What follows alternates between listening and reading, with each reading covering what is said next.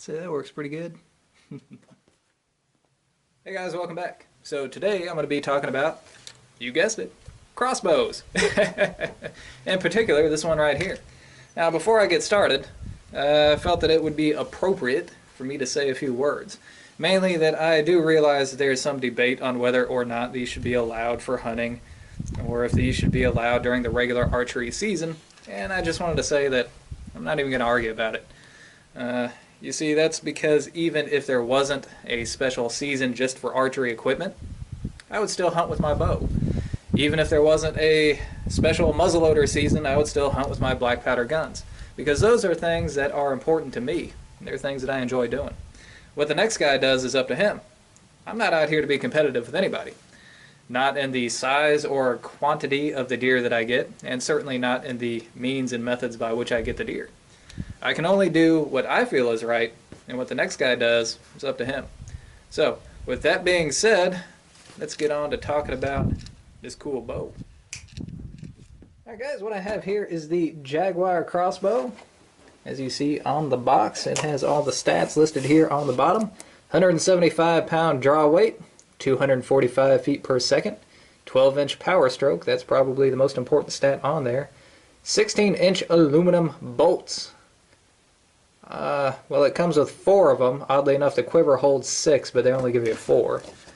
4.84 pounds, 35.25 inches in length. Check this out. 26 inches axle to axle. This is a recurve crossbow. Do you see any axles on there? Nope. So I don't know where they got that. There are no axles on a recurve. It says durable fiberglass limbs and aluminum barrel. Whenever they're talking about the barrel, they're talking about the rail. So anyways, there it is. It is made in Taiwan. And I have seen worse, especially for the price.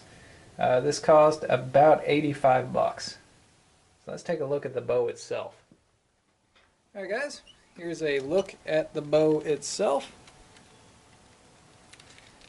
As you see, it is a very basic crossbow. Not a whole lot to say about it.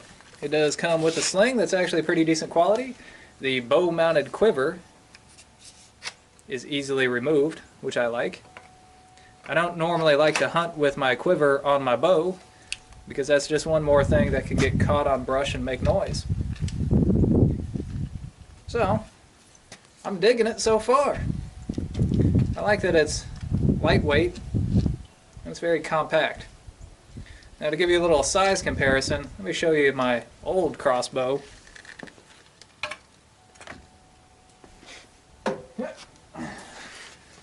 Take a look at this beast. This is the Barnett Quad 400 and it's massive. See, the limbs are wider than my shoulders, and well, it's over half my height. And although this is a very high performance bow, it's a pain in the neck to carry through the woods. So you can kind of see why I wanted to downsize. The Jaguar is much easier to carry around, and it's going to get the same job done. So without further ado, let's talk about shooting it.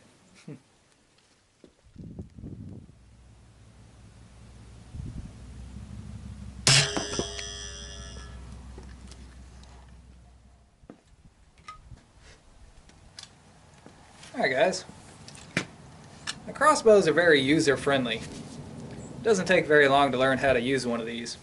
However, accuracy can be a problem.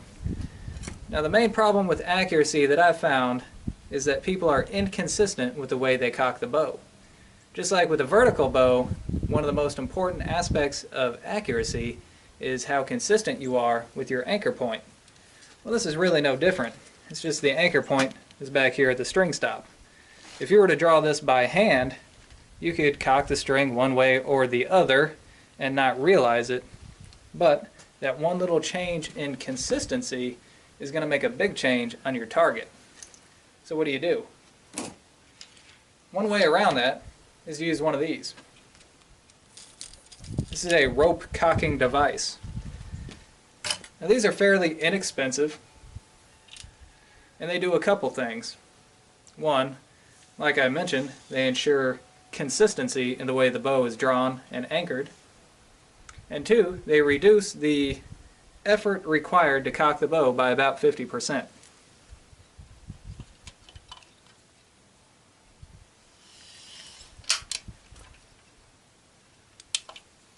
It makes it a whole lot easier to use.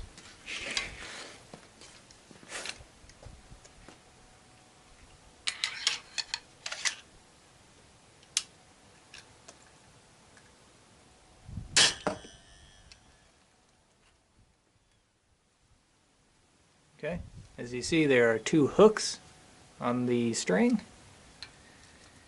Loop this around the buttstock, attach the hooks to the string on either side of the rail, and then draw back. And you hear it click, it's fully drawn.